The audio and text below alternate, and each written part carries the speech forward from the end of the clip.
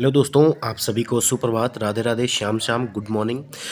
आज की इस वीडियो में हम भारत का भूगोल देखने वाले हैं। पिछले 3 वीडियो के माध्यम से हमने जो है विश्व के भूगोल से संबंधित जितने भी सवाल आपके यूपी पुलिस कंप्यूटर ऑपरेटर और यूपी पुलिस कांस्टेबल या यूपीएसआई में पूछे गए थे, उन सभी को हमने देख लिया है। और ये जो हमारी श्रृंखला चल रही है, मुख्यतः जो यूपी होमगार्ड का एग्ज़ाम होने वाला है और यूपीपी के जो एग्ज़ाम होने वाले हैं उन सब के रिगार्डिंग में चल रही है। वैसे ये क्वेश्चन आपके बीपीएससी टीआरई 4 में भी काम आने वाले हैं। और बीपीएससी टीआरई 4 की एक न्यूज़ है जो मैं आपको यहीं शेयर किए देता हूँ। देखिए, कल अभी जो है शिक्षा मंत्री का बयान आया है कि बीपीएससी टीआरई 4 में लगभग जो है आपके कम से कम जो है 30,000 वैकेंसी आने वाली है। और इन सभी का जो रोस्टर है उसको जीएडी को भेज दिया गया है और जल्द ही जो है अध्याचन आपको देखने को मिल जाएगा और नोटिफिकेशन आपको देखने को मिल जाएगा। तो ऐसे में आप सभी से निवेदन है कि आप जो है लगातार अपने जो है कोर्स को और अपने सब्जेक्ट को लगातार पढ़ते रहिए।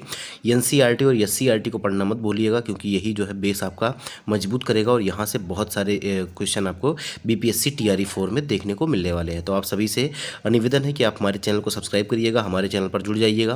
पिछले भी आप अगर प्लेलिस्ट चेक करेंगे तो उसमें बीपीएससी टीआरई 4 की आपको जो है यूथ कंपटीशन टाइम्स की और दानिशर की, सचिन एकेडमी की, इसके अलावा घटना चक्र पूर्वावलोकन जो है हमारा 2025 का बीपीएससी पूरा घटना चक्र हमने आपको सॉल्व कराया हुआ है।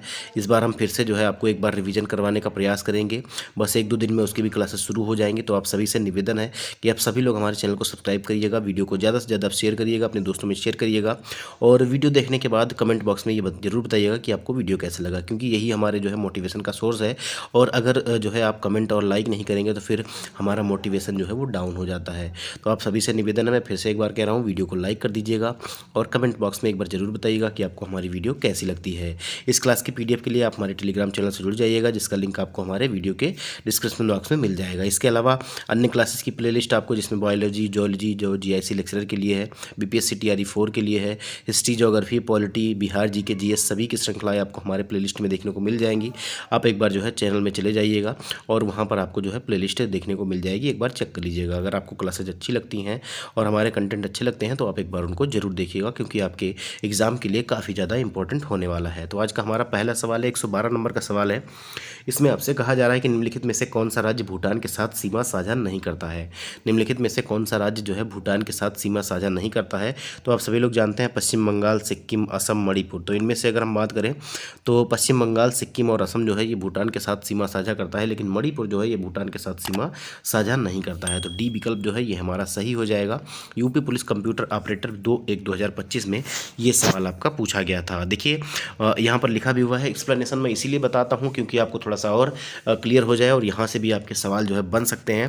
देखिए, मणिपुर राज्य भूटान के साथ सीमा नहीं साझा करता है, जबकि मणिपुर की सीमा जो है किससे लगती है, म्यांमार से लगती है। भूटान की सीमा भारत के निम्नलिखित राज्यों से लगती है, जिसमें सिक्किम, पश्चिम बंगाल, असम और अरुणाचल प्रदेश जो है शामिल है। अगला सवाल देखिए, कौन सा भारतीय राज्य चीन के साथ जो है सीमा साझा नहीं करता है। अब चीन के साथ तो आप सभी लोग जानते हैं कि हिमाचल प्रदेश भी करता है, सिक्किम भी करता है, अरुणाचल प्रदेश भी करता है, लेकिन ये जो है उत्तर प्रदेश केवल एक ही इंटरनेशनल बॉर्डर शेयर करता है और वो है नेपाल से, नेपाल के साथ में।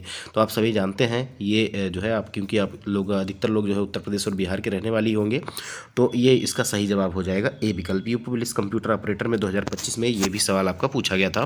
देखिए, बहुत से आसान से सवाल भी पूछे गए थे और बहुत इसमें से बहुत से ज़्यादा टफ भी सवाल पूछे गए थे। तो मॉडरेट पेपर आपको देखने को मिला था कई एग्जाम में।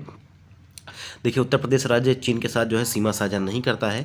चीन से सीमा साझा करने वाले राज्य आपके जो है, या केंद्र शासित प्रदेश इसको हम बोल दें, इसमें जम्मू कश्मीर, हिमाचल प्रदेश, उत्तराखंड, सिक्किम और अरुणाचल प्रदेश जो है शामिल है। तो आप इन सभी को याद रखिएगा। अगला सवाल देखिए, गोमतेश्वर की प्रसिद्ध मूर्ति और प्रसिद्ध जैन मंदिर कहाँ पर है। तो बाहुबली गोमतेश्वर की जो है प्रसिद्ध मूर्ति कहाँ पर है, तो इसका जो सही जवाब हो जाएगा ये आपका श्रवण बेलगोला में देखने को मिलेगा। और श्रवण बेलगोला आपका कहाँ पर है, कर्नाटक में है। तो डी विकल्प इसका सही हो जाएगा। देखिए, यूपी पुलिस कंप्यूटर ऑपरेटर 2/11/2025 में ये सभी सवाल पूछे गए थे। देखिए, गोमतेश्वर की मूर्ति कर्नाटक के श्रवण बेलगोला में स्थित है। यह प्रतिमा बिंदगिरी नामक पहाड़ी की चोटी पर बनी हुई है और दुनिया की सबसे ऊंची स्वतंत्र रूप से खड़ी अखंड मूर्तियों में से एक है। अगला सवाल देखिए, 1993 में हस्ताक्षरित कौन सा समझौता भारत और चीन के बीच जो है वास्तविक नियंत्रण रेखा पर शांति बनाए रखने में एक महत्वपूर्ण जो है कदम था। अब देखिए, लाइन ऑफ एक्चुअल कंट्रोल जिसको हम एलएसी कहते हैं, और एलएसी किसके किसके बीच में है, तो ये भारत और चीन के बीच में है। और एलओसी कौन सी है, तो एलओसी जो है ये भारत और पाकिस्तान पाकिस्तान के बीच में है। तो ये सभी आप लोग याद रखिएगा। और इसका जो सही जवाब हो जाएगा ये आपका था सीमा शांति और स्थिरता समझौता, ये सही विकल्प माना गया है। इसका बी विकल्प जो है ये हमारा सही हो जाएगा। देखिए अगर एक्सप्लेनेशन देखें, यूपी पुलिस एसआई स्टोनो और एसआई क्लर्क में एक सवाल पूछा गया था 2025 में। 1993 में भारत और चीन के बीच जो है शांति सीमा पर जो है शांति और स्थिरता के लिए समझौते पर हस्ताक्षर किए गए थे, और यह वास्तविक नियंत्रण पर शांति बनाए रखने के लिए सीमा विवादों को शांतिपूर्ण तरीके से सुलझाने की दिशा में एक महत्वपूर्ण कदम था। लेकिन अभी भी ये पूरे जोर शोर से जो है अभी तक सक्सेस नहीं हो पाया है 100%। याद रखिएगा, कभी ना कभी जो है विवाद होता रहता है। देखिए अगला सवाल देखिए 116 नंबर का सवाल है कि कौन सा दक्षिण पूर्व एशियाई देश भारत के साथ समुद्री सीमा साझा नहीं करता है। कौन सा जो है दक्षिण पूर्व एशियाई देश जो है भारत के साथ समुद्री सीमा साझा नहीं करता है। तो अगर आप देखेंगे तो इंडोनेशिया नहीं करता है, बाकी वियतनाम, फिलीपींस और सिंगापुर जो है ये भारत के साथ जो है समुद्री सीमा साझा करते हैं। तो ये आपका जो है इसका ए विकल्प जो है ये हमारा सही हो जाएगा। याद रखिएगा Indonesia. UP police SI steno में ये सवाल आपका पूछा गया था। अगला सवाल देखिए लाख बहोसी पक्षी अभ्यारण्य। लाख बहोसी पक्षी अभ्यारण्य किस राज्य में है। देखिए यूपीपीआरबीपीवी एग्जाम 2023 असिस्टेंट ऑपरेटर, मतलब जो यूपीपी भर्ती बोर्ड आपका करवाती है उत्तर प्रदेश, ठीक है। इसके एग्जाम में पूछा गया था असिस्टेंट ऑपरेटर में, और एग्जाम डेट इसकी जो थी ये 2024 में थी। याद रखिएगा। तो ये सवाल जो है ये कहाँ पर इसका सही जवाब हो जाएगा। जो लाख बहोसी है, तो ये जो है लाख बहोसी पक्षी अभ्यारण्य जो है ये उत्तर प्रदेश में है। उत्तर प्रदेश में कहाँ पर है, तो कन्नौज जिले में है। याद रखिएगा कन्नौज में। तो डी विकल्प जो है ये हमारा सही हो जाएगा। देखिए लाख बहोसी पक्षी अभ्यारण्य उत्तर प्रदेश के कन्नौज जिले में स्थित है, और उत्तर प्रदेश से में कुल 12 पक्षी अभ्यारण्य हैं। ये सभी आप लोग देख लीजिए। 12 पक्षी अभ्यारण्य जो है ये समसपुर जो रायबरेली में है, इसके अलावा उखला पक्षी अभ्यारण्य जो गौतम बुद्ध नगर में है, पटना पक्षी अभ्यारण्य जो इटावा में है। देखिए पटना के नाम से बहुत लोग जानते हैं, ये बिहार में होगा लेकिन ये इटावा में है। और नवाबगंज पक्षी अभ्यारण्य जो है उन्नाव में है।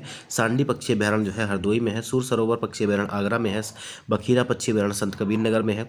और समन पक्षी अभ्यारण्य जो है ये आपका मैनपुरी में है। लाख बहोसी कहाँ पर है, तो आपको कन्नौज में देखने को मिलेगा। और अगर हम देखें तो विजय सागर पक्षी अभ्यारण्य ये आपका महोबा में है। और पार्वती अर्गा पक्षी अभ्यारण्य जो है ये गोंडा जिले में आपको देखने को मिलेगा। अभी जहाँ से मैं वीडियो बना रहा हूँ यहाँ से मुश्किल से जो है ये 10 से 12 किलोमीटर की दूरी पर पड़ता है। ये आपका जो 11वें नंबर का पक्षी अभ्यारण्य है उत्तर प्रदेश का। बाकी भीमराव अम्बेडकर पक्षी अभ्यारण्य जो है ये आपको प्रतापगढ़ में देखने को मिलेगा। देखिए नागालैंड की राजधानी क्या है, बहुत ही आसान सा एग्जाम में ये सवाल पूछा गया था। देखिए ईटानगर या गुवाहाटी या कोहिमा या अगरतला। तो आप सभी लोग जानते हैं नागालैंड की जो राजधानी है इसका नाम है कोहिमा, ठीक है, कोहिमा है। इसका डी विकल्प जो है हमारा सही हो जाएगा। अगर हम देखें तो पूर्वोत्तर के जितने भी राज्य हैं उनकी राजधानियाँ एक बार आप देख लीजिएगा, वैसे आप सभी को पता होगा। देखिए अरुणाचल प्रदेश की जो है ईटानगर है, असम की गुवाहाटी, त्रिपुरा की अगरतला, सिक्किम की गंगटोक, मणिपुर की इम्फाल और मेघालय की शिलांग है। इसके अलावा नागालैंड की जो है ये कोहिमा हो जाएगी। अगला सवाल देखिए निम्नलिखित में से कौन सा सिक्किम की राजधानी है। सिक्किम की राजधानी कौन है, तो सिक्किम की राजधानी आपकी कौन है, अभी आपने देखा था, देखिए ऊपर ही लिखा हुआ है सिक्किम की राजधानी कौन सी है, तो गंगटोक है। डी विकल्प जो है ये हमारा सही हो जाएगा। देखिए यहाँ पर फिर से दिया गया है सिक्किम की राजधानी गंगटोक, असम की दिसपुर, मेघालय की शिलांग और मिजोरम की जो है ये आपका आइजोल हो जाएगा। अगला सवाल देखिए भारत में पहला उर्वरक संयंत्र जो है ये कहाँ स्थापित किया गया था, तो बहुत ही आसान सा सवाल है। इसका जवाब आप सभी को पता होना चाहिए था। तो इसका जो सही जवाब हो जाएगा ये आपका हो जाएगा सिंदरी झारखंड, ठीक है। सिंदरी झारखंड के अंदर भारत का जो है पहला उर्वरक संयंत्र जो है ये आपका 2 मार्च 1951 को शुरू किया गया था। याद रखिएगा पहले कारखाने में अमोनियम सल्फेट, अमोनियम नाइट्रेट और सल्फेट डबल नमक का जो है उत्पादन किया जाता था, और इसका उपयोग जो है पारंपरिक खाद्य प्रणालियों की उत्पादकता बढ़ाए रखने के लिए किया गया था। तो ये कब शुरू हुआ था, तो 1951 में शुरू हुआ था। कहाँ पे, तो सिंदरी एक जगह है, सिंदरी जो है ये आपका झारखंड में आपको देखने को मिलेगी। ये देखिए हेड ऑपरेटर के एग्जाम में ये सवाल आपका पूछा गया था 30/1/2024 में। देखिए एक्सप्लेनेशन भी आपका ऊपर लिखा हुआ है, आप लोग देख लीजिएगा। ये 1951 में स्थापित किया गया था, और यहाँ पर ammonium sulphate, ammonium nitrate, sulphate double नमक का उत्पादन किया गया था। अगला सवाल देखिए 121 नंबर का सवाल है, इनमें से कौन सी पर्वत श्रृंखलाएं उत्तरी भारत में स्थित हैं। उत्तरी भारत में अगर देखिए सेवराव तो वैसे ही कट गया, दक्षिण भारत में है। इसके अलावा आपको नीलगिरी आपको नहीं देखने को मिलेगा, और पूर्वी श्रृंखला तो ये पूर्वी पश्चिमी में हो गया। उत्तर भारत में आपको केवल और केवल कौन सा देखने को मिलेगा, तो यह माउंट आबू दिखेगा। माउंट आबू जो है आपको राजस्थान में आपको दिखेगा, ये अरावली पर्वत श्रृंखला का ही भाग है। तो ये आपका सी विकल्प हमारा सही हो जाएगा, ठीक है, सी विकल्प सही हो जाएगा। ये हेड ऑपरेटर के एग्जाम में आपका पूछा गया था। देखिए एक्सप्लेनेशन में मैं पढ़ के बता देता हूँ। माउंट आबू पर्वत श्रृंखलाएं उत्तरी भारत का हिस्सा हैं, जो कि राजस्थान के अरावली में स्थित हैं, और ये अरावली पर्वत श्रृंखला का ही एक भाग है। और माउंट आबू हिंदू और जैन धर्म के लिए जो है प्रमुख तीर्थस्थल है। यहाँ जैन धर्म के तीर्थंकरों को समर्पित दिलवाड़ा जैन मंदिर प्रमुख आकर्षण का केंद्र है, जबकि अरावली भारतीय उपमहाद्वीप की सबसे पुरानी पर्वत श्रृंखला है। ये भी आप लोग जाने रहिएगा। अगला सवाल देखिए, निम्नलिखित में से कौन सा जोड़ा सही सुमेलित नहीं है? सुल्तानपुर राष्ट्रीय उद्यान है, आपका हरियाणा में है, और रणथंभौर राष्ट्रीय उद्यान आपका राजस्थान में है, ऐसा कहा जा रहा है। देखिए कहा नहीं जा रहा है, मैंने रणथंभौर इसीलिए पढ़ दिया क्योंकि ये राजस्थान में है और ये आपका जो है गुजरात में दिया गया है। तो देखिए सुल्तानपुर आपका हरियाणा में हो जाएगा, कान्हा राष्ट्रीय उद्यान जो है मध्य प्रदेश में हो जाएगा, और बांदीपुर आपका कर्नाटक में हो जाएगा। लेकिन रणथंभौर जो है ये आपका कहाँ पर मिलेगा? तो रणथंभौर आपका जो है ये राजस्थान में मिलेगा। तो यही आपका जो है जोड़ा जो है सही नहीं है, बाकी सभी जो है आपके सही हैं। सी विकल्प जो है वो हमारा सही हो जाएगा। देखिए ये भी हेड ऑपरेटर के एग्जाम में पूछा गया था। यहाँ पर आप लोग फिर से देख लीजिए, सुल्तानपुर जो है ये हरियाणा में है, रणथंभौर राष्ट्रीय उद्यान राजस्थान में है, कान्हा राष्ट्रीय उद्यान मध्य प्रदेश में, और बांदीपुर राष्ट्रीय उद्यान जो है आपका कर्नाटक में आपको देखने को मिलेगा। देखिए कौन सा शहर भारत के इस्पात शहर के रूप में जाना जाता है? तो इस्पात शहर के रूप में आपको किसको जानते हैं? तो जमशेदपुर को जानते हैं। 1907 में यहाँ पर जो है साक्षी नामक जगह पर जो है टिस्को की स्थापना की गई थी। Tata iron and steel company, ये जिसको हम टिस्को बोलते हैं, इसकी स्थापना 1907 में यहीं पर की गई थी, याद रखिएगा। सी विकल्प जो है ये हमारा सही हो जाएगा। देखिए असिस्टेंट ऑपरेटर एग्जाम में ये सवाल पूछा गया था 2024 में। देखिए झारखंड के जमशेदपुर शहर को भारत का इस्पात शहर के रूप में जाना जाता है। टाटा समूह द्वारा पहला स्टील प्लांट इसी शहर में स्थापित किया गया था। जमशेद जी टाटा के नाम पर इस शहर का नाम जमशेदपुर रखा गया है। जमशेद जी को भारतीय उद्योग के पिता के रूप में भी जाना जाता है, और जमशेदपुर को भारत का पिट्सबर्ग भी कहा जाता है, क्योंकि यहाँ पर जो है आपको लौह इस्पात काफ़ी अधिक मात्रा में देखने को मिलता है। अगला सवाल देखिए कि अलकनंदा और मंदाकिनी का संगम जो है कहाँ पर होता है? अलकनंदा और मंदाकिनी का संगम जो है यह कहाँ पर होता है? तो इसका जो सही जवाब हो जाएगा ये आपका रुद्रप्रयाग में जो है अलकनंदा और मंदाकिनी का संगम आपको देखने को मिलता है। तो बी विकल्प जो है ये हमारा सही हो जाएगा। असिस्टेंट ऑपरेटर के एग्जाम में 2024 में ये सवाल आपको देखने को मिला था। देखिए उत्तराखंड में अलकनंदा और मंदाकिनी नदियों के संगम पर जो है रुद्रप्रयाग स्थित है। मंदाकिनी केदारनाथ शिखर के समीप चौराबाड़ी ग्लेशियर से निकलती है, और अलकनंदा नदी जो है अलकापुरी ग्लेशियर से निकलती है, और दोनों का मिलान जो है ये आपका रुद्रप्रयाग में होता है। अगला सवाल देखिए, दक्षिण भारत में बिजली मिलने की शुरुआत होने से लाभ प्राप्त करने वाला पहला स्थान कौन सा था? दक्षिण भारत में बिजली मिलने की शुरुआत होने से लाभ प्राप्त करने वाला पहला स्थान कौन सा था, ये आपको बताना है। तो इसका जो सही जवाब हो जाएगा 125 नंबर का, ये आपका हो जाएगा बेंगलुरु। ठीक है, बेंगलुरु आपका डी विकल्प जो है ये हमारा सही हो जाएगा। देखिए भारत में बिजली बनाने का पहला कारखाना 1899 में कलकत्ता में लगाया गया था, जबकि दक्षिण भारत में बिजली मिलने की शुरुआत होने से लाभ प्राप्त करने वाला पहला शहर जो है बेंगलुरु था। यहाँ 1905 में एशिया की प्रथम स्ट्रीट लाइट लगाई गई थी। अगला सवाल देखिए 126 नंबर का सवाल है कि काली मिट्टी खेती के लिए सबसे उपयुक्त होती है। तो काली मिट्टी के सबसे ज़्यादा उपयुक्त किसकी खेती के लिए होती है? तो आप लोग जानते हैं इसका नाम जो है काली कपासी मृदा भी कहा जाता है। तो ये कपास की खेती के लिए जो है सबसे ज़्यादा उपयुक्त मानी जाती है। देखिए असिस्टेंट ऑपरेटर के एग्जाम में ये सवाल पूछा गया था। काली मृदा कपास उगाने के लिए सबसे आदर्श मृदा मानी जाती है। इसे रेगुर मृदा या काली कपास मृदा के नाम से भी जाना जाता है। काली मृदा के निर्माण के लिए चट्टान सामग्री के साथ साथ जलवायु परिस्थितियाँ भी महत्वपूर्ण कारक हैं, और इस मिट्टी का काला रंग टिटेनिफेरस मैग्नेटाइट एवं जीवाश्म की उपस्थिति के कारण होता है। तो इसका सही विकल्प कौन सा हो जाएगा? ए विकल्प सही हो जाएगा। अगला सवाल देखिए, निम्नलिखित में से कौन से राज्यों और वन्यजीव अभ्यारण्यों का मिलान गलत हुआ है, ये आपको बताना है। एक वन्यजीव अभ्यारण्य दिया गया है एक तरफ, और एक तरफ जो है आपको राज्य दिए गए हैं। तो किसका मिलान जो है आपका गलत हुआ है ये आपको बताना है। देखिए पश्चिम बंगाल में बक्सा, तो बक्सा जो है ये कहाँ पर है? तो ये पश्चिम बंगाल में है, बिल्कुल सही हो जाएगा। और अगर भद्रा वन्यजीव रिजर्व की बात करें तो ये आपका जो है कर्नाटक में देखने को मिलेगा। तो ये आपका जो है बी विकल्प जो है गलत मिला हुआ है। बाकी असम में आपका नमरी, और राजस्थान में सरिस्का, और पश्चिम बंगाल में बक्सा टाइगर रिजर्व आपको देखने को मिलने वाला है। तो ये इसका जो है सही जवाब आपका सही हो जाएगा। कौन सा? डी विकल्प इसका सही हो जाए, डी विकल्प कह रहा हूँ, बी विकल्प इसका सही हो जाएगा। ये आपका असिस्टेंट ऑपरेटर के एग्जाम में आपका पूछा गया था। देखिए भद्रा वन्यजीव अभ्यारण्य जो है एक कर्नाटक राज्य के चिकमंगलुरु और शिमोगा जिले में स्थित है, और वर्ष 1951 में स्थापित इस अभ्यारण्य में बाघ, हाथी, काला तेंदुआ और मालाबारी विशाल गिलहरी आदि जानवर इसमें पाए जाते हैं। इससे पहले जगरा घाटी वन्यजीव अभ्यारण्य के नाम से इसे जाना जाता था, और वर्ष 1974 में इसका नाम भद्रा वन्यजीव अभ्यारण्य कर दिया गया। अगला सवाल देखिए, किस जलप्रपात को गरसोपा जलप्रपात के नाम से भी जाना जाता है? तो गरसोपा जलप्रपात आप लोग जानते हैं, इसको जो है जोग जलप्रपात को जो है गरसोपा जलप्रपात के नाम से जाना जाता है। डी विकल्प जो है ये हमारा सही हो जाएगा। ठीक है, ये शरावती नदी पर है कर्नाटक में, ये भी आप लोग याद रखिएगा, बहुत इंपॉर्टेंट है ये चीज़ें। कौन सी नदी पर है?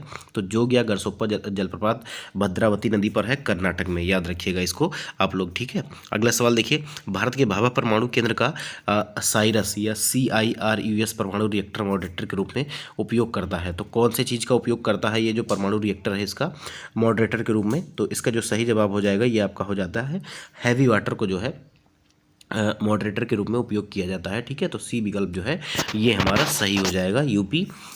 UPPRPB एग्ज़ाम 2023 असिस्टेंट ऑपरेटर में ये सवाल पूछा गया था। ये सभी के सभी जो है 2024 के ही सवाल है। देखिए, कहा भी जा रहा है कि भारत के भाभा परमाणु अनुसंधान केंद्र का मुंबई स्थित साइरस परमाणु रिएक्टर जो है इस मॉडरेटर के रूप में जो है हैवी वाटर का उपयोग करता है।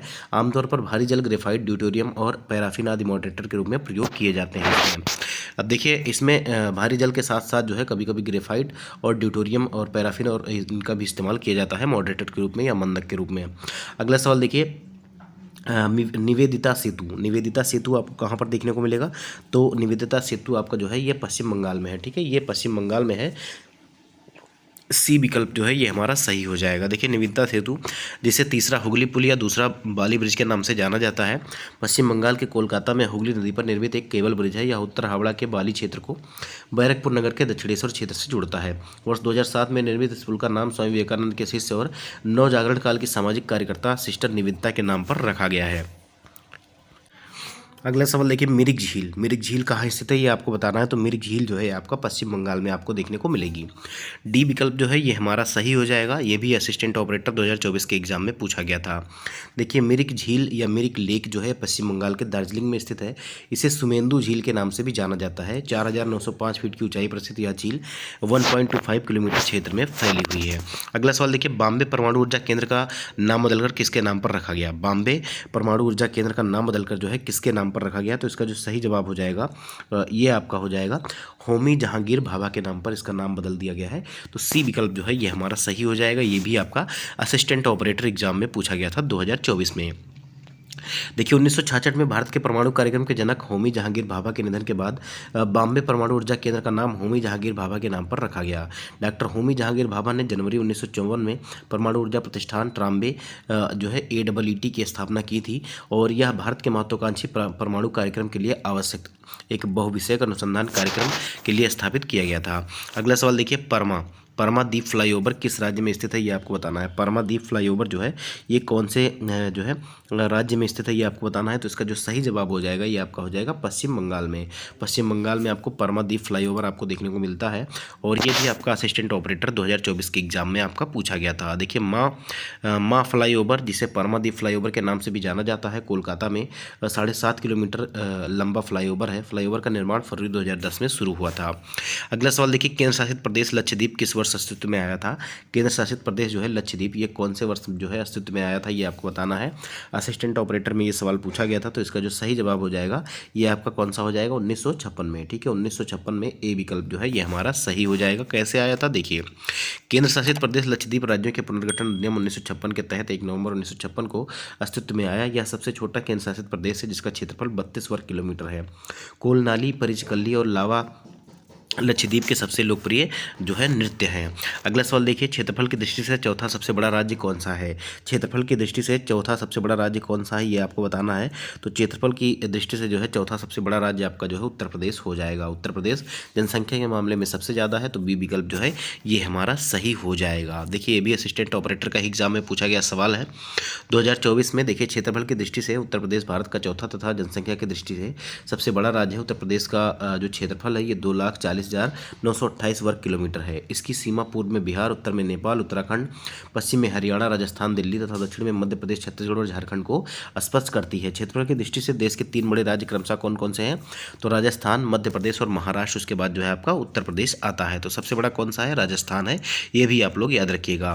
देखिए, जो है निम्नलिखित में से कौन सा दर्रा हिमाचल प्रदेश और जम्मू कश्मीर को जोड़ता है? निम्नलिखित में से कौन सा दर्रा जो है हिमाचल प्रदेश और जो है कश्मीर को जोड़ता है? तो उसका जो सही जवाब हो जाएगा ये आपका जो है बारालाचा, ठीक है। बड़ा लाचा भी हम इसको कहते हैं शॉर्टकट में, बारालाचा ये जो है इसको ये आपको हिमाचल से जम्मू कश्मीर को जोड़ता है, याद रखिएगा। ये भी असिस्टेंट ऑपरेटर एग्जाम में पूछा गया था 2024 में।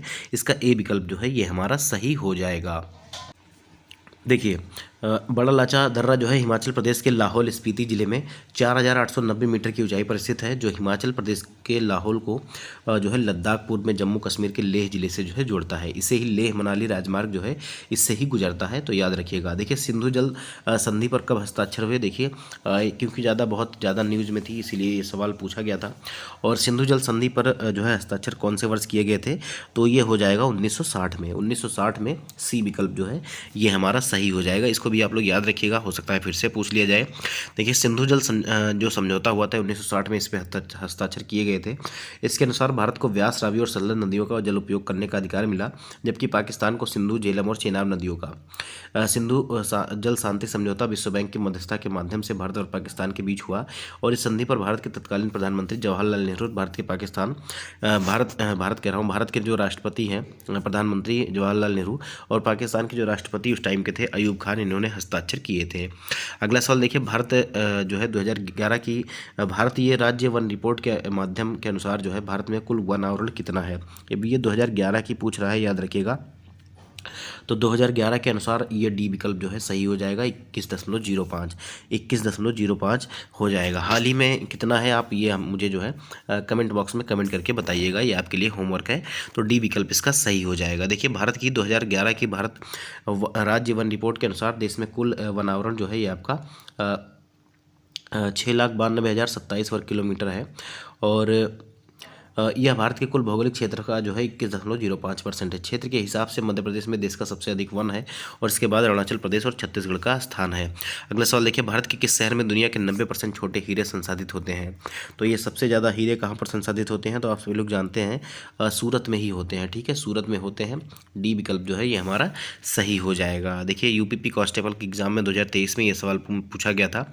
भारत के सूरत शहर में दुनिया के 90% हीरे की कटाई एवं पॉलिशिंग होती है। सूरत में हीरे से जुड़ी 6,000 से ज़्यादा इकाइयाँ हैं, इसीलिए सूरत को भारत का हीरा नगर या दुनिया का हीरा राजधानी भी कहा जाता है। अगला सवाल देखिए, भारत और बांग्लादेश के बीच किस नदी के कारण विवाद उत्पन्न हुआ था। भारत और बांग्लादेश के बीच किस नदी के कारण जो है विवाद उत्पन्न हुआ था, तो इसका जो सही जवाब हो जाएगा ये आपका तीस्ता नदी। ठीक है, तीस्ता नदी जल विवाद किसके बीच में है, तो भारत और बांग्लादेश के बीच में है। ये आप लोग याद रखिएगा, यूपीपी कांस्टेबल के एग्जाम में 2023 में ये सवाल पूछा गया था। देखिए तीस्ता नदी भारत और बांग्लादेश के बीच विवाद का कारण है। तीस्ता नदी पूर्वी हिमालय से निकलकर बांग्लादेश से होते हुए भारतीय राज्यों सिक्किम और पश्चिम बंगाल में बहती है और बंगाल की खाड़ी में प्रवेश करती है। पुलिस भर्ती एवं प्रोन्नति बोर्ड ने इस प्रश्न का सही उत्तर जो है ए और डी दोनों माना था, याद रखिएगा। ठीक है, तो वैसे गंगा को लेकर विवाद नहीं है। तीस्ता जल विवाद जो है ये आपका मुख्यतः जो है भारत और बांग्लादेश के बीच में ही देखने को मिलता है। देखिए निम्नलिखित में से कौन सा देश भारत के साथ भूमि सीमा साझा नहीं करता है। भूमि की बात हो रही है, याद रखिएगा, तो बांग्लादेश, म्यांमार, मालदीव या चीन। तो अगर हम भूमि साझा करने की बात देखें तो यहाँ पर मालदीव जो है ये भूमि साझा नहीं करता है। ठीक है, याद रखिएगा, तो सी विकल्प जो है सही हो जाएगा। कितने सारे सवाल में देखिए 2023 में ये आपका पूछा गया। इसके बाद आपका जो है जब इसका फिर से 2024 में एग्ज़ाम हुआ था, शिफ्ट 1 में शिफ्ट 2 में दोनों में ये आपका पूछा गया था। तो इसको देखिए बहुत ज़्यादा इंपॉर्टेंट है। देखिए मालदीव भारत के साथ साथ भूमि जो है साझा नहीं करता है। मालदीव और श्रीलंका भारत से जलीय सीमा साझा करने वाले पड़ोसी देश हैं। भारत के साथ कुल 7 देश की भूमि लगती है, जिसमें आपका पाकिस्तान, अफगानिस्तान, चीन, नेपाल, भूटान, म्यांमार और बांग्लादेश शामिल है। अगला सवाल देखिए NOAA का मतलब क्या है। NOAA का मतलब क्या है ये आपको बताना है। इसका जो सही जवाब हो जाएगा वो कौन सा हो जाएगा। 146 नंबर का सवाल है, और 146 नंबर का जो सवाल है इसका सही जवाब कौन सा हो जाएगा ये आपको बताना है। देखिए 146 नंबर नहीं, अभी कुछ ऊपर के सवाल जो हैं ये छूटे हुए हैं, तो इसको पहले हम देख लेते हैं। देखिए अगला सवाल कह रहा है कि भारत का सबसे बड़ा वन कौन सा है। भारत का सबसे बड़ा वन उद्यान, ठीक है, ये आपको बताना है। सबसे बड़ा जो वन उद्यान है ये कौन सा है, तो इसका जो सही जवाब हो जाएगा ये आपका सुंदरवन जो उद्यान है ये आपका सबसे बड़ा है। ठीक है, सबसे बड़ा वन जो है ये आपका सुंदरवन है, तो सी विकल्प जो है हमारा सही हो जाएगा। इस तरह के सवाल जो है कन्फ्यूजन पैदा करता है। ये राष्ट्रीय उद्यान की बात कर रहा है या वन की बात कर रहा है, इसमें थोड़ा सा जो बच्चे हैं कन्फ्यूज हो जाते हैं। देखिए भारत का जो सबसे बड़ा वन है वो सुंदरवन है, या गंगा नदी के डेल्टा पर पश्चिम बंगाल में स्थित मैग्रोव वन है। यह सुंदरवन इसका क्षेत्रफल जो है लगभग 10,000 वर्ग किलोमीटर है, और यह बंगाल टाइगर तथा खारे पानी के मगरमच्छों के लिए जो है प्रसिद्ध है। अगला सवाल देखिए, राष्ट्रीय राजमार्ग अधिनियम 1956 किस कर नीति पर लागू होता है। राष्ट्रीय राजमार्ग अधिनियम 1956 कौन सी कर नीति पर जो है लागू होता है, तो इसका जो सही जवाब है ये आपका हो जाएगा टोल टैक्स पर। टोल टैक्स आप सभी लोग देते हैं, तो ये जो है टोल टैक्स पर ही लागू होता है। डी विकल्प जो है ये हमारा सही हो जाएगा। यूपीपी कांस्टेबल के एग्जाम में ये सवाल आपका पूछा गया था। देखिए, राष्ट्रीय राजमार्ग अधिनियम 1956 टोल कर नीति पर लागू होता है। राष्ट्रीय राजमार्गों पर टोल टैक्स से जुड़ी नीति राष्ट्रीय राजमार्ग अधिनियम 1956 और राष्ट्रीय राजमार्ग शुल्क अधिनियम 2008 पर जो है ये आपका आधारित है। अगला सवाल देखिए, लिपुलेख दर्रा किस देश के साथ जो है सीमा साझा करता है? तो आपको लिपुलेख दर्रा कहाँ पर देखने को मिलेगा? तो ये आपको जो है उत्तराखंड में देखने को मिलेगा और यह दर्रा जो है चीन के साथ जो है सीमा साझा करता है। ठीक है, चीन के साथ जो है सीमा साझा करता है। यूपीपी कांस्टेबल के एग्जाम में ये सवाल आपका पूछा गया था। भारत का जो लिपुलेख दर्रा है ये भारत को चीन के साथ जोड़ता है और यह दर्रा उत्तराखंड राज्य में स्थित है। यह राज्य के पिथौरागढ़ जिले को जो है तिब्बत से जोड़ता है। अगला सवाल देखिए, भारत में निम्नलिखित में से कौन सा पठार अरावली और बिंद के क्षेत्र के बीच में स्थित है? देखिए, भारत में कौन सा जो पठार है ये अरावली और बिंद क्षेत्र के बीच स्थित है, ये आपको बताना है। 145 नंबर का जो सवाल है इसका जो सही जवाब हो जाएगा ये आपका मालवा का पठार हो जाएगा। ठीक है, मालवा का पठार हो जाएगा। डी विकल्प आपका सही हो जाएगा। ये भी यूपीपी जो है मेल और फीमेल के एग्जाम में आपका पूछा गया था 2024 में। मालवा का पठार अरावली और बिंद के मध्य स्थित है और यह पठार मध्य प्रदेश और राजस्थान में फैला हुआ है। इसकी ऊंचाई जो है 500 मीटर है, औसत ऊंचाई। मालवा का पठार एक महत्वपूर्ण कृषि क्षेत्र है जहाँ गेहूँ, जौ, मक्का और कपास जैसी फसलें जो है उगाई जाती हैं। अगला सवाल देखिए, NOAA का मतलब, NOAA का मतलब क्या है ये आपको बताना है। तो इसका जो सही जवाब हो जाएगा, इसका जो है पहला ही जवाब सही हो जाएगा। देखिए, इसका नाम है national oceanic and atmospheric administration. ठीक है, राष्ट्रीय समुद्री और वायुमंडलीय संचालन। देखिए, यहाँ पर हिंदी में भी लिखा हुआ है, इंग्लिश में भी लिखा हुआ है, national oceanic and atmospheric administration इसका जो है सही जवाब हो जाएगा। ए विकल्प इसका जो है ये हमारा सही हो जाएगा। देखिए, किस पर्वत को जो है ब्लू माउंटेन कहा जाता है? कौन से पर्वत को ब्लू माउंटेन कहा जाता है? तो नाम से ही आपको पता चल गया होगा, नीलगिरी। ठीक है, नीलगिरी या नीला पर्वत, गिरी का मतलब पर्वत ही होता है, तो ये आपका नीलगिरी हो जाएगा। ठीक है, नीलगिरी को ब्लू माउंटेन कहा जाता है। ये आपका यूपीपी कांस्टेबल के एग्जाम में 2024 में पूछा गया था। नीलगिरी पर्वत को जो है ब्लू माउंटेन कहा जाता है। दक्षिण भारत के तमिलनाडु, कर्नाटक और केरल राज्यों में स्थित इन पहाड़ियों का नीला रंग स्ट्रोविलेंथिस कुथियाना नाम के फूलों के प्रजाति के समूहबद्ध फूलों के कारण होता है। तमिल में इन फूलों को जो है नील कुरेंजी भी कहा जाता है। अगला सवाल देखिए, भारत में 2021 में कौन सा राज्य मसालों का प्रमुख उत्पादक था? 2021 में जो है मसालों का प्रमुख उत्पादक कौन सा था ये आपको बताना है। तो इसका जो सही जवाब हो जाएगा वो अगर हम देखें तो 2020-21 के रिपोर्ट के अनुसार मैं थोड़ा सा ऑप्शन आपको दिखा देता हूँ। देखिए, तो मध्य प्रदेश जो है 2020 से 21 के आंकड़ों के अनुसार जो है शीर्ष पर था। तो ए विकल्प जो है ये हमारा सही हो जाएगा। यूपीपी के एग्जाम में ये सवाल पूछा गया था। देखिए, यहाँ पर लिखा हुआ है कि भारत में मसालों के उत्पादन को लेकर 2020-21 में एक रिपोर्ट जारी की गई थी, जिसके तहत मध्य प्रदेश भारत का सबसे अधिक मसालों का उत्पादन करने वाला राज्य था। यहाँ प्रतिवर्ष में 11.91 लाख टन मसालों का उत्पादन किया जाता है। देखिए, भारतमाला परियोजना किससे संबंधित है? भारतमाला परियोजना जो है ये किससे संबंधित है? तो ये जो है सड़क मार्ग से संबंधित है। याद रखिएगा, ए विकल्प जो है ये हमारा सही हो जाएगा। यूपीपी कांस्टेबल के एग्जाम में ये सवाल पूछा गया था। देखिए, भारतमाला परियोजना सड़क मार्ग से संबंधित है और यह परियोजना भारत सरकार की एक राष्ट्रीय राजमार्ग विकास परियोजना है जो सड़क अवसंरचना से जुड़ी है। इस परियोजना के तहत देश में सड़कों की गुणवत्ता और दक्षता में सुधार करना है। अगला सवाल देखिए, भारत में सबसे लंबा नदी पुल कौन सा है? भारत में सबसे लंबा नदी पुल कौन सा है ये आपको बताना है। तो इसका जो सही जवाब हो जाएगा ये आपका हो जाएगा भूपेन हजारिका सेतु। भूपेन हजारिका सेतु, डी विकल्प जो है ये हमारा सही हो जाएगा। ये जो है इसे ढोला सादिया ब्रिज के नाम से भी जाना जाता है।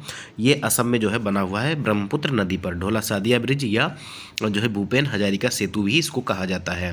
देखिए, लोकटक झील कहाँ पर है? तो लोकटक जो है ये मणिपुर में है। लोकटक झील कहाँ पर है? तो लोकटक झील आपको जो है मणिपुर में देखने को मिलेगी। तो इसका जो है बी विकल्प हमारा सही हो जाएगा। देखिए, पलक दिल झील जो है मिजोरम में, उमियम झील जो है आपका मेघालय में, अष्टमुडी झील जो है केरल में और कांकरिया झील जो है गुजरात में आपको देखने को मिलेगी। अगला सवाल देखिए, प्रायद्वीपीय भारत की सबसे लंबी नदी का नाम क्या है? प्रायद्वीपीय भारत की सबसे लंबी नदी का नाम जो है इसको हम क्या कहते हैं? तो गोदावरी कहते हैं। ठीक है, गोदावरी कहते हैं। दक्षिण भारत की गंगा भी इसको कहा जाता है और इसकी कुल लंबाई जो है 1465 किलोमीटर है। ठीक है, ए विकल्प जो है इसका ये हमारा सही हो जाएगा। देखिए, प्रायद्वीपीय भारत की सबसे लंबी नदी गोदावरी नदी है और इसे दक्षिण भारत की गंगा भी कहा जाता है। यह नदी महाराष्ट्र के नासिक से निकलती है, त्र्यंबकेश्वर के पास से ब्रह्मगिरी पहाड़ी से, और लगभग 1465 किलोमीटर दूरी तय करने के पश्चात बंगाल की खाड़ी में मिल जाती है। गोदावरी नदी भारत के 5 राज्यों से होकर बहती है, महाराष्ट्र, तेलंगाना, आंध्र प्रदेश, मध्य प्रदेश और उड़ीसा। गोदावरी की जो सहायक नदियां हैं इंद्रावती, प्रवरा, मंजीरा, साबरी और प्राणहिता। अगला सवाल देखिए, भारत के किस पड़ोसी देश को थंडर ड्रैगन की भूमि के नाम से भी जाना जाता है? तो थंडर ड्रैगन की भूमि के नाम से भी कौन से देश को जाना जाता है? तो ये आपका हो जाएगा भूटान को। बी विकल्प जो है ये हमारा सही हो जाएगा। कौन सा विकल्प? बी विकल्प जो है ये हमारा सही हो जाएगा। आज के सेशन का ये लास्ट सवाल था। अगले सेशन में हम इससे आगे के सवाल देखेंगे। देखिए, हिमालय की घाटियों में आने वाले हिंसक एवं बड़े तूफानों के कारण भूटान को जो है लैंड ऑफ थंडर ड्रैगन के नाम से भी जाना जाता है। भूटान की राजधानी जो है थिम्पू है और मुद्रा जो है नीलगुट्टरम है, याद रखिएगा इसको। तो इसका जो है कौन सा विकल्प सही हो जाएगा? बी विकल्प सही हो जाएगा। उम्मीद है कि सेशन आपको जो है काफ़ी ज़्यादा पसंद आया होगा। आप लोग कमेंट बॉक्स में कमेंट करके बताइएगा कि इस सेशन आपको कैसा लगा। क्या हम इस सीरीज को जारी रख सकते हैं या हम इसको बंद कर सकते हैं? वैसे मैं इसको बंद नहीं करने वाला, क्योंकि इससे आपका यूपी होमगार्ड, बीपीएससी TRE 4 में और ज्योग्राफी आपको पढ़ने को मिल जाएगी। तो ये बहुत ही ज़्यादा इंपॉर्टेंट सवाल है, क्योंकि ये सब के सब जो है PYQ हैं। तो मिलते हैं अगले वीडियो में, तब तक के लिए जय हिंद, जय भारत, नमस्कार।